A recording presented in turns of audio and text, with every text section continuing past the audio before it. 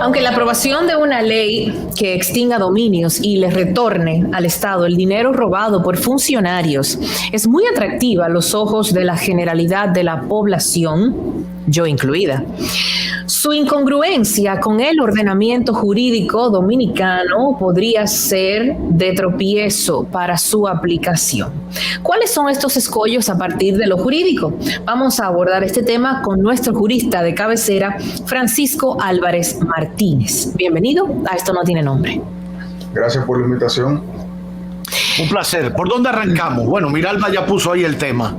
A mí me llama mucho la atención que existiera en nuestro país una ley para recuperar lo robado, porque me parece que hay ocasiones en donde la corrupción no debe limitarse solamente a juicio y encarcelamiento, cuando hemos visto que muchas veces el encarcelamiento consiste en una medida de coerción nada más, o sea, en una prisión preventiva nada más, ya que muchos de los casos se caen, están mal instrumentados, no están tipificados o se les da no al lugar. Me resulta muy atractivo a mí como ciudadana que existiera además una ley que le diga a ese funcionario condenado: usted tiene que devolver esos bienes mal habidos de donde los sacó el Estado. Pero ¿cuál es el problema? ¿Por qué esta ley no parece caminar en el Congreso, Francisco?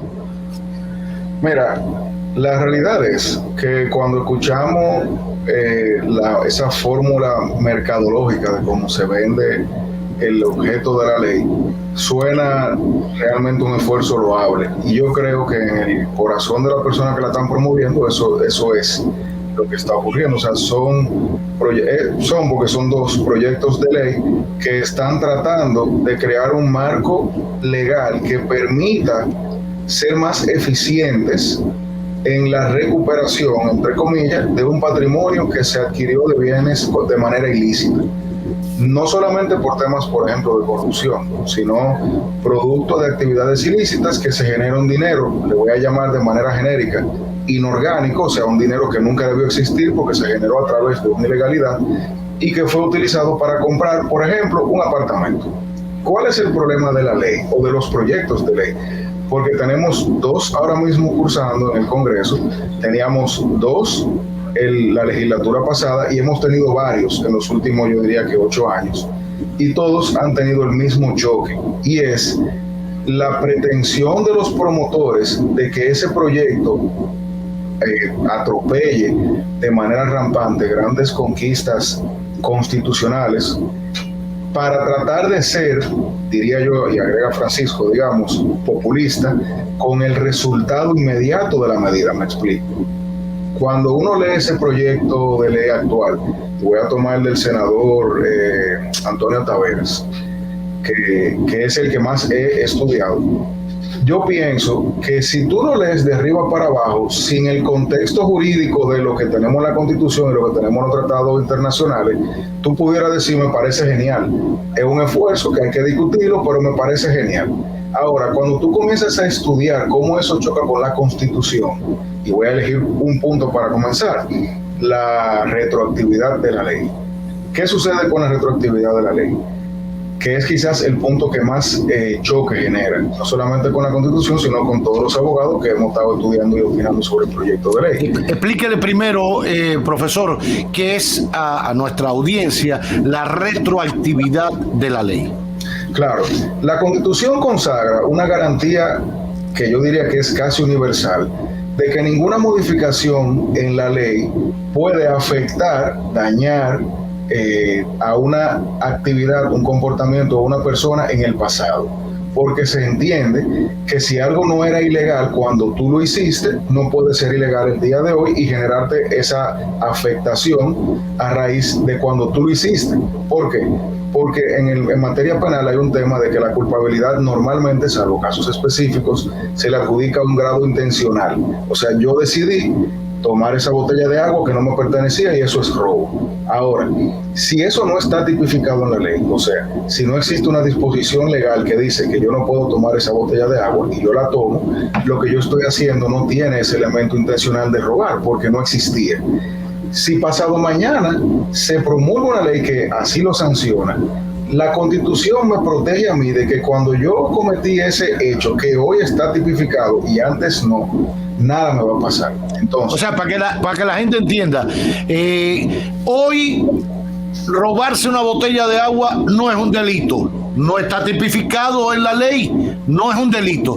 Mañana el legislador aprueba que robarse la botella de agua, si es un delito, no pueden venir a mi casa, tocarme la puerta y decirte, vamos que vamos preso porque te voy a juzgar por robarte la botella de agua ayer. No, pero es que ayer no era un delito. Entonces tú no me puedes juzgar por lo pasado que no estaba contemplado.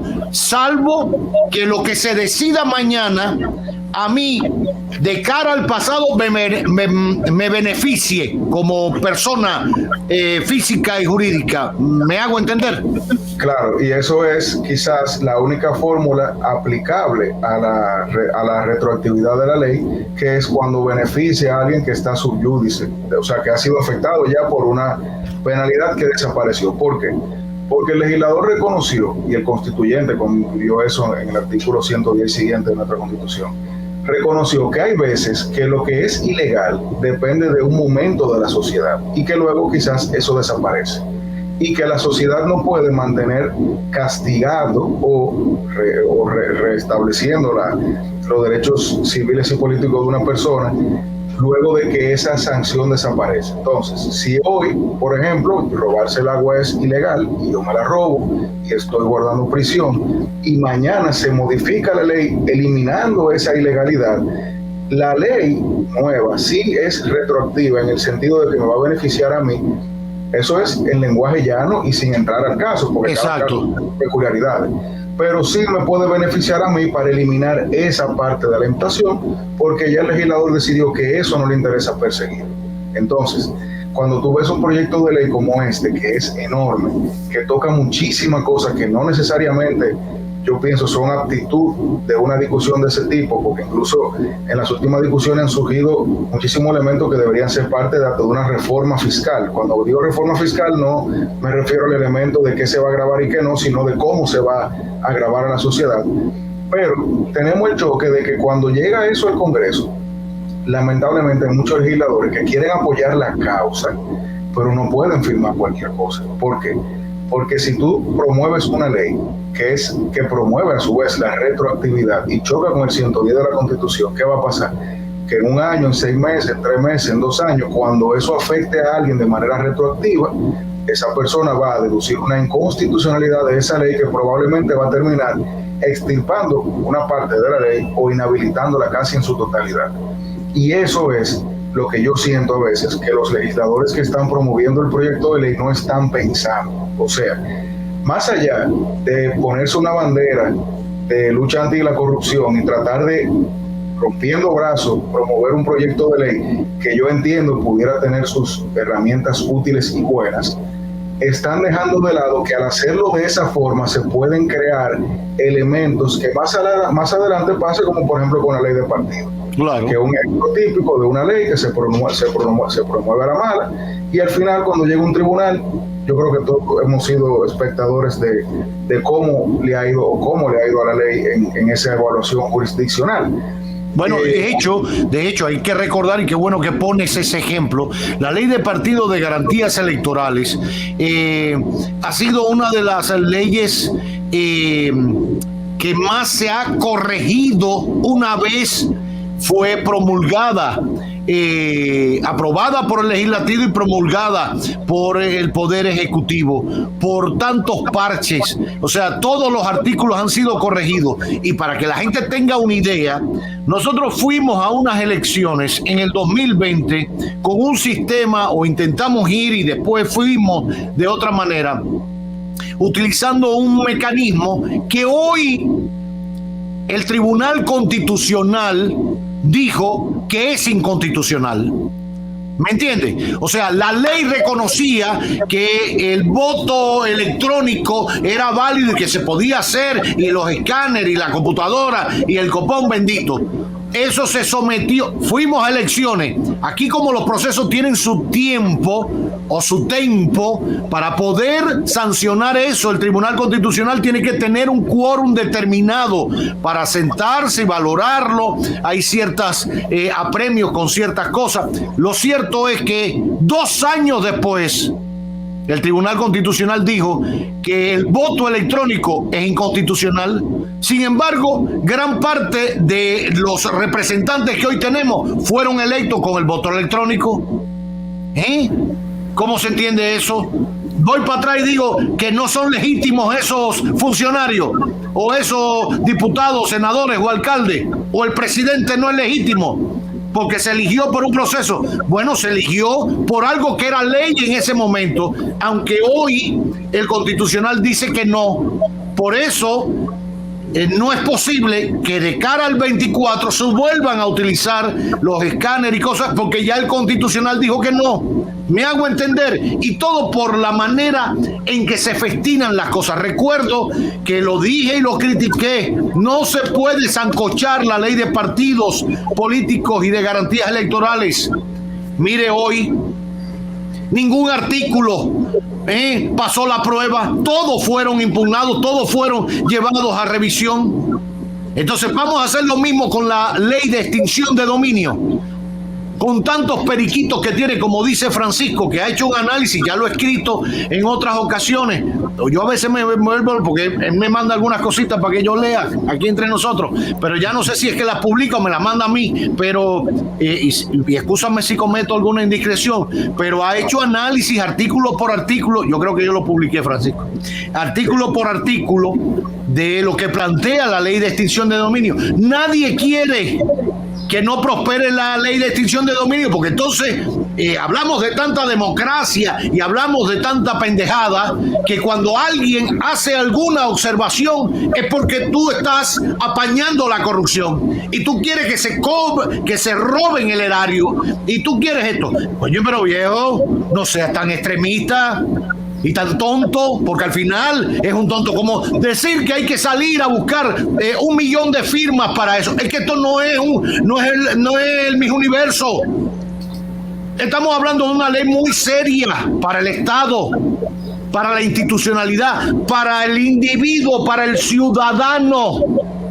Entonces el legislador se vuelve loco, como si eso fuera a traducirse en voto o fuera a cambiar el país de la noche a la mañana. No. El problema de la corrupción también es un problema cultural.